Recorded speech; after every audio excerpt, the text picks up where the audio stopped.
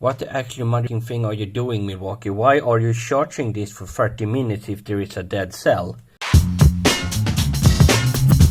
Today I will be looking at the Milwaukee M18 batteries, the 2 amp hour kind.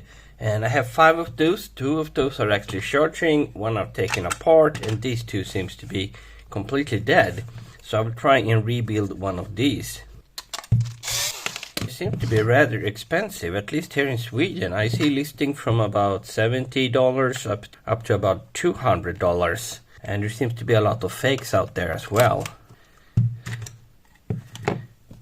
20 hours. Oh, these aren't really top of the line cells. They're not bad, but they're just 2 ampere hours and can handle 22 amps. And this was looking kind of pristine. Some openings, just the cells. Also looks really nice. So I will disassemble these and see if I can put Sony cells in here. And I've also noticed that there are spare BMS you can buy. Not the original ones, but compatible ones. I usually don't consider that in the e-bike industry because there are almost never any spare BMS for these high-tech systems. You have to buy a whole battery pack to get that spare generic BMS. Now this is as dead as it gets, and it's probably because they are old, 2018, 2019. Does they have a fusible bridge? Oh, here we have a disassembled that we can look at, and they do have this large shunt over here that we need to preserve. But I really don't get why this is so big. The only way current will flow is from here to here and then over here. Why does it need all that extra space? Is it just for this pin to holding it in place? Because current will never travel over here. They have nothing to do over there. But it do have a really large bus bar and then it gets thinner. Let's try and measure this. I can't really see any fusible link. They are linked directly to the discharge port, no BMS function. 0.25. And let's see this thicker part. This is around 0.3. And I think I measured this part as well once, and it was also around 0.3. Well, this is 0.25. So I think my 2 strips with 7mm wide nickel, 0.15 will do. And we also know the current limit of the batteries cannot exceed 22 amps. Yeah, but all of this BMS looks pristine, no dirt at all. What are they doing with their batteries so that they don't get dirty? Because there are a lot of ways to get in. Not via the indicator unless the button is broken.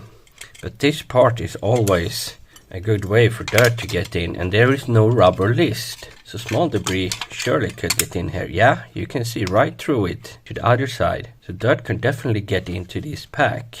But if I cut it here, I just need to take it out the side. Maybe I can do the same thing with this, so I can reuse most of the nickel. Now they have pretty nice grooves here where I can insert my tool and just snip them out to preserve much of the original nickel and still have pretty clean cuts. I said pretty clean cuts, not perfect cuts. And they are completely loose now. So the only thing holding them in place is the nickel, so I will use a little bit of hot glue. And this isn't the sharpest one. Here I have a sharper one. That's better. If you have a sharp tool, it's a lot easier to cut the nickel. And they do also have a 3 amp hour version of this. And I'm wondering what cells they use there. I don't have any of those. It could be 30Q or Sony or maybe an LG cell. And this one is a little sticky because it's attached to the temperature sensor. I think we can pull it out. Right. I will clean this up. So let's make this look a little nicer. And they are so nice here as well, marking up positive and negative on all the terminals for us do-it-yourselfers. Just a little bit. Keep them in place for we spot weld, and I like to have it on an edge. So if I insert them the wrong way, which I sometimes do, I can easily remove them. Yeah, I think this will be fairly easy. Yeah, I will do some spot welding off camera, and let's connect this and see if we want to charge. So now I'm done with the nickel welds. Of course, they do not look as professional as when a machine does them at Milwaukee's factories, but I think they will do the job. I think I will have to remove these pins holding the nickel together, and I will also show you one of my techniques for making the nickel go straight up here. You don't want to spot weld between the cells. I did put extra pieces on here, only welding them to one cell. Then you can fold them over at 90-degree angle and they will line up pretty perfectly.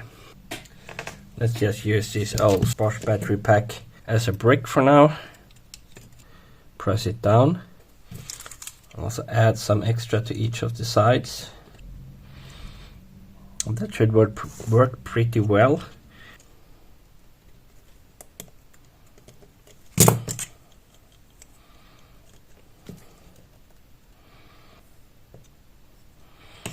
Let's just have solder here so I can transfer heat.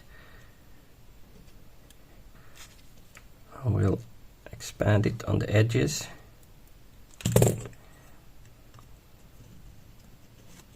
So I think that would be a pretty nice replica of how they have done it with similar connection points. So let's try it in the charger. Test the indicator first. Usually they are in sleep mode when you replace cells, so you need to charge them for a second to wake them.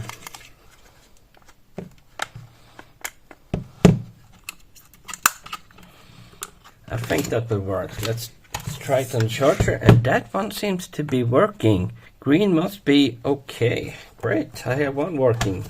Let's see if I can get that up to 2. It's charging. I think I will leave that on the charge then.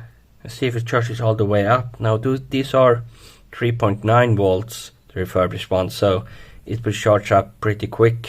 So we'll know in a few minutes if it actually worked. This one was only 16.28 when it was done. This was the original battery, not the one I worked with.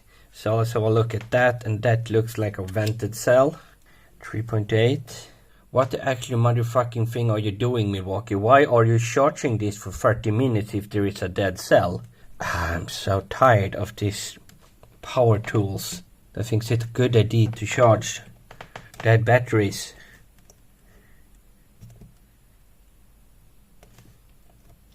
There's obviously something wrong with this. 0.8.